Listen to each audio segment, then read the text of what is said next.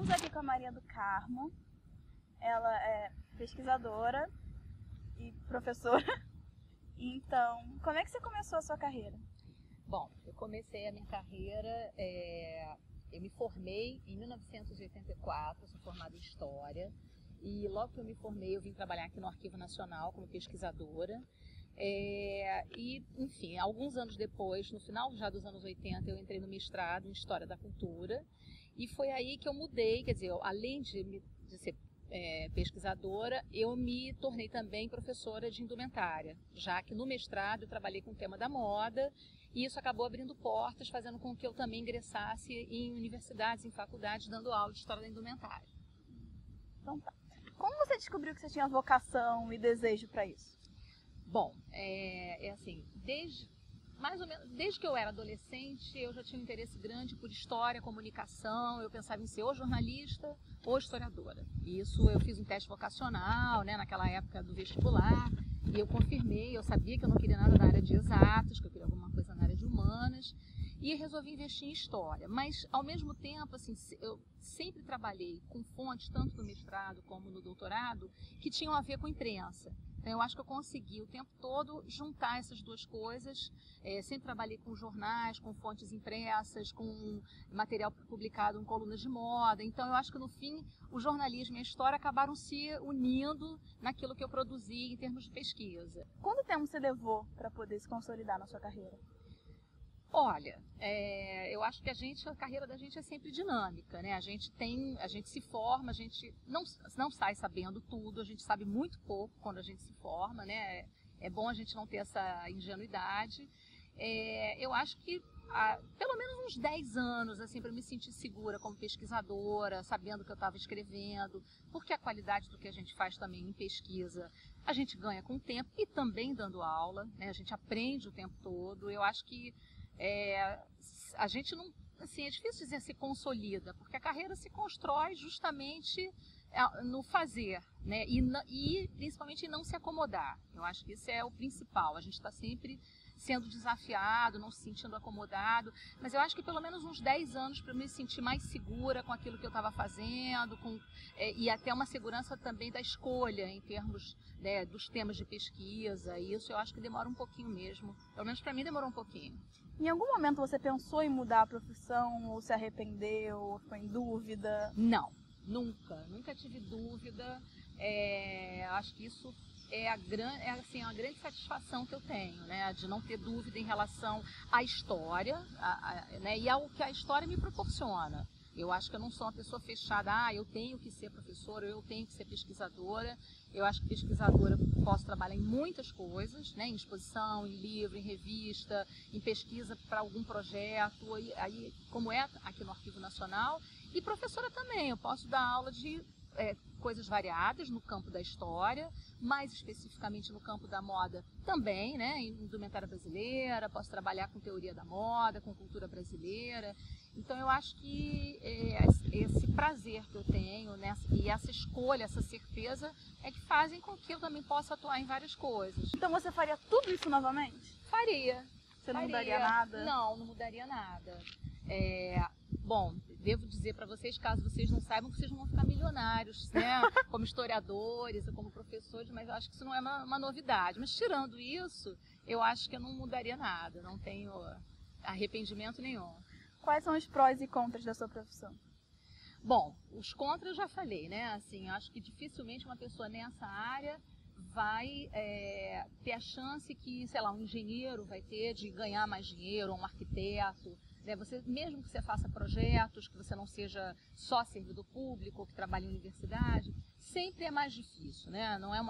Eu acho que todas essas carreiras ligadas à cultura tendem a ter, a não ser que você seja um artista, enfim, um artista plástico, um cantor, né? E mesmo assim não é todo mundo que fica milionário. Então acho que nessa área da cultura sempre a gente tende a ganhar menos.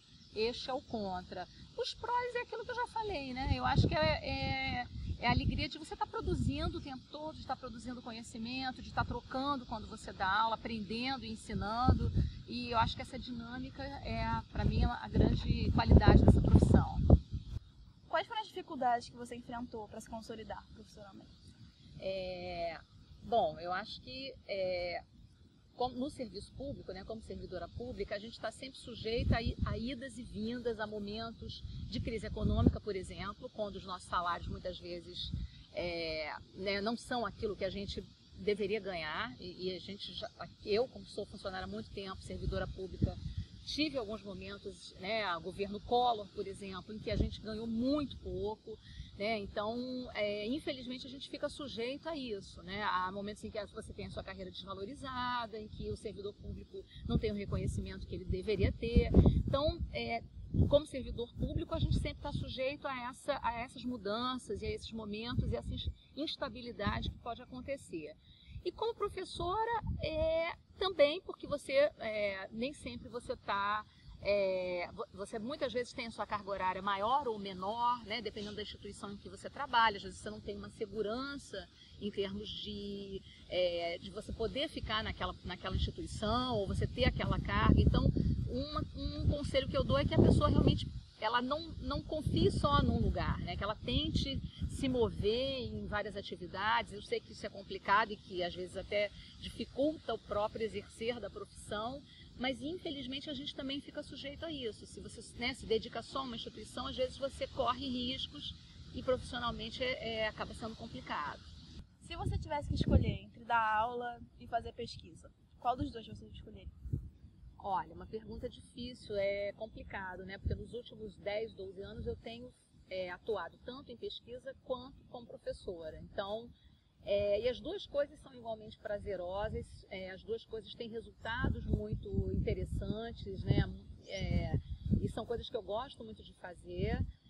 O trabalho de pesquisa é um trabalho mais isolado, né? Mais fechado. Você você com você mesmo, às vezes com uma equipe pequena, né? Tendo que ter um resultado concreto. E dar aula é aquela dinâmica, aquela animação, aquele contato o tempo todo com o grupo, é uma troca mais intensa.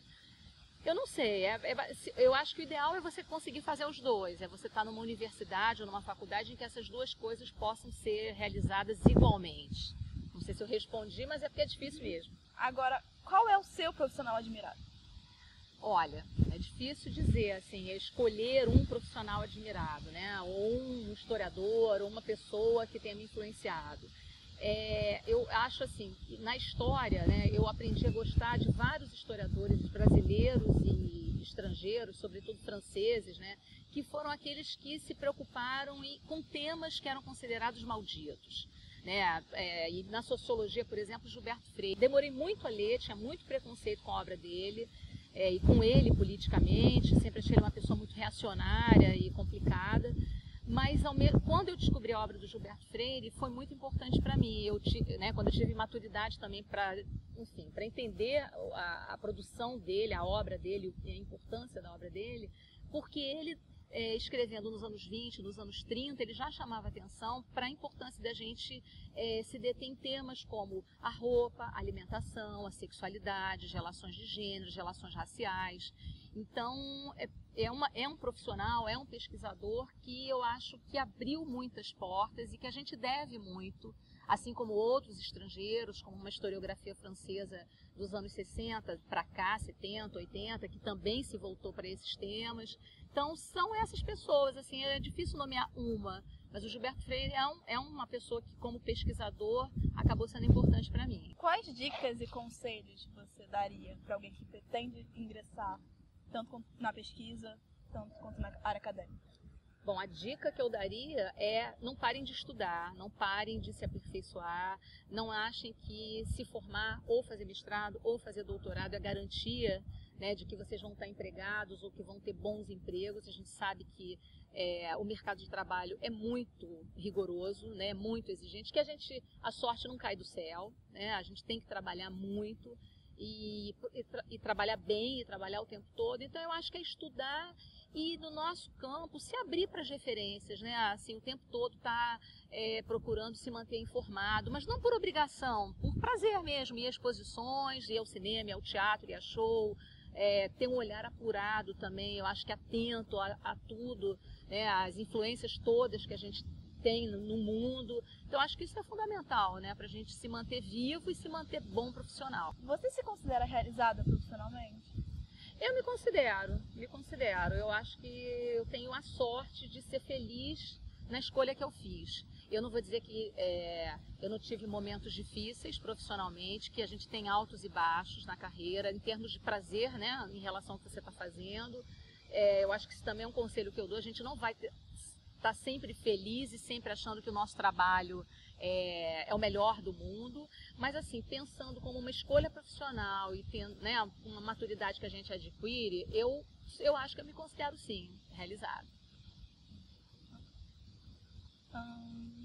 Por que você resolveu fazer mestrado em História Social da Cultura?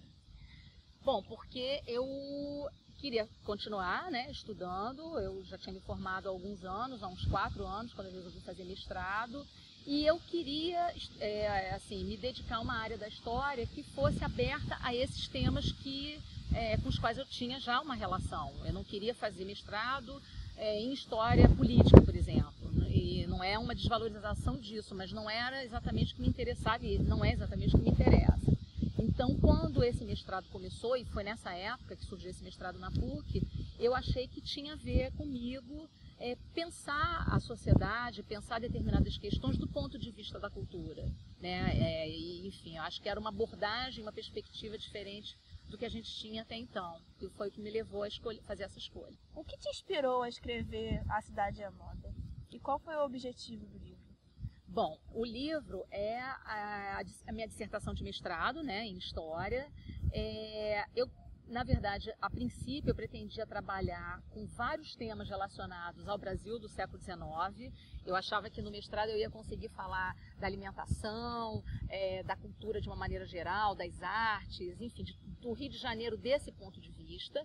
E aos poucos eu cheguei à conclusão de que eu deveria fazer um recorte, né, trabalhar um tema específico. E nessa época eu tinha lido um livro que para mim foi fundamental, que é O Espírito das Roupas, da Gilda Mello Souza, que é uma socióloga que tinha escrito esse livro, na verdade era a tese de doutorado dela, defendida em 1950 e que só foi publicada em 87, o que mostra também o preconceito, né, em relação a esse tema.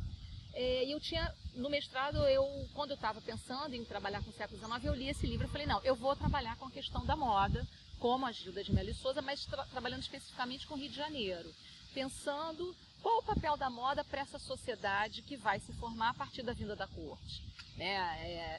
Esse processo de europeização, nesse contexto todo de europeização e de mudanças nas relações sociais, na cidade, nos hábitos, nos costumes, até que ponto a roupa seria importante para essa boa sociedade, para essas camadas mais altas. Então foi isso que eu quis trabalhar e foi o que eu estudei no livro, utilizando como fonte as colunas de moda dos jornais femininos, dos jornais que circulavam no Rio de Janeiro, os manuais de etiqueta, que começam também a serem publicados no Brasil nessa época, ensinam as pessoas como se vestir, como se comportar, e as teses médicas, né, que são trabalhos científicos nos quais os médicos fazem uma série de críticas à moda, né, e aos excessos da moda. Mostrava, né, em relação, por exemplo, ao uso de saltos altos, ao espartilho, aos perfumes. Então, é um outro olhar em relação à moda e ao interesse que as pessoas passaram a ter pela moda nesse momento. Você já sofreu algum preconceito por ter escolhido a área da moda? Bom, eu acho que até hoje eu sinto uma falta de conhecimento, às vezes até uma ignorância em relação ao que seja fazer um trabalho com moda, né? Eu não sou designer, não sou estilista, mas tem gente que me pede dica sobre o que está usando, o que está na moda, né? Afinal, você não estuda moda. Então, às vezes as pessoas não entendem que eu poderia trabalhar com a moda como eu poderia trabalhar com música, sem ser música ou sem ser estilista, mas pensando nisso, nesses temas, para analisar a sociedade, para examinar uma determinada época. Então, por incrível que pareça, eu acho que ainda tem preconceito e aqui e ali a gente vai desfazendo isso, né? E vai, enfim, tentando mudar um pouco essa impressão geral. Agora complica porque é muito, muito grande. Peraí, moda e revolução nas plágias de Correio da Manhã. Pergunta, porque é sempre um nome tão grande assim nas teses. Nunca é um nome, sei lá, um título de 3 páginas, uma frase inteira. Se não tiver título e subtítulo, não é tese, né? É muito grande, eu sempre fico tipo... Não, mas agora o livro não vai ter esse título, o livro vai ser Moda e Revolução nos anos 60. E até o diagramador do livro já me cobrou o subtítulo. Eu falei, não tem subtítulo, ele não acreditou, porque ele estava esperando o que vinha depois. Agora, o que é Moda e Revolução nos anos 60? A minha proposta na tese, né, e no livro é pensar a dimensão dessa revolução, né, porque a gente tende a achar que os anos 60 foram o que aconteceu em 68 ou no final da década de 60, ou que todo mundo usou mini saia, todas as mulheres usaram biquíni, todas as mulheres queimaram sutiã, né, as mulheres todas entraram no mercado de trabalho, na universidade, e todo mundo viveu uma vida muito louca, né, de muita experimentação, e não é assim. Eu acho que o que eu quis mostrar é que os anos 60 são um período muito rico, de tempos misturados. Você tem ainda uma presença forte desse pós-guerra, ainda de muita repressão sexual, de repressão política, inclusive no Brasil. Então é um momento assim de muita transição entre uma certa acomodação nos costumes e um desejo de mudança, de transformação, uma coisa que vem muito da juventude. Eu acho que essa é a grande questão dos anos 60, a emergência da juventude. E essa emergência da juventude vai se revelar muito na roupa. A partir daí, tudo de novo em relação à roupa vai vindo jovem. Também a gente vai perceber uma relação muito forte entre música e moda, por causa também do rock, dos grupos de rock, das bandas e tal. Então, o que eu tentei pensar é isso, tentar pensar a roupa como um elemento revolucionário, mas com cuidado de não reproduzir o que a gente vê às vezes em livros de história da indumentária. Os anos 60 são só uma grande mudança, uma grande revolução, como se a gente não tivesse, até para chegar a essa grande revolução, uma série de embates, e de conflitos que envolvem inclusive a roupa. Você pretende escrever alguma coisa nova? Ou está trabalhando numa pesquisa nova? Bom, eu assim que o livro sair, que vai sair brevemente, vai ser lançado brevemente, eu tenho alguns temas que eu estou interessada em pensar, desde voltar ao século XIX para pensar a questão do comércio de moda no Brasil, da circulação dos tecidos, enfim, de um comércio, assim, investigar um pouco mais essa questão do comércio de tecidos, de produtos de moda, que eu acho que isso é uma coisa que merece ainda voltar a ser tratada no século XIX. Ao mesmo tempo, eu produzi agora um texto que eu apresentei num congresso internacional e que vai ser publicado sobre o Caetano Veloso, trabalhando com a questão da roupa e política, e a minha questão é mostrar que as pessoas, eu acho que faltou pensar a roupa que o Caetano Veloso usou nos anos 60, faltou pensar a dimensão política das roupas dele. A gente pensa muito no tropicalismo, só como uma coisa colorida, como uma relação entre arte e moda, o parangolé do Hélio Tissi, com as experimentações artísticas. Mas eu quis trabalhar nesses temas, nesses textos e nesse congresso, nesse texto que eu produzi, o quanto o fato dele vestir determinadas roupas, dele se vestir de uma maneira ousada, dele muitas vezes quebrar parâmetros e paradigmas em relação à sexualidade e ao gênero, foram definidores e foram, assim, como é que se diz? Como eles deflagraram o processo de repressão que ele sofreu, de prisão, de exílio. Então, não foi só a música dele, não foi só o papel político que ele exerceu nessa época, mas foi principalmente essa imagem pública que ele construiu. E eu acho que isso é um tema que eu, assim, provavelmente vou voltar a aprofundar e vou continuar investigando. Enfim, eu estou sempre interessada em pensar a roupa e a moda como quebras, como, assim, o que eles trazem de mudança, o que eles apontam em relação à sociedade. Estou sempre ligada nessas questões. Muito obrigada por ter prestigiado o meu trabalho e por ter tanta inspiração. Obrigada. E boa sorte. Obrigada. Obrigada. E boa sorte para você também.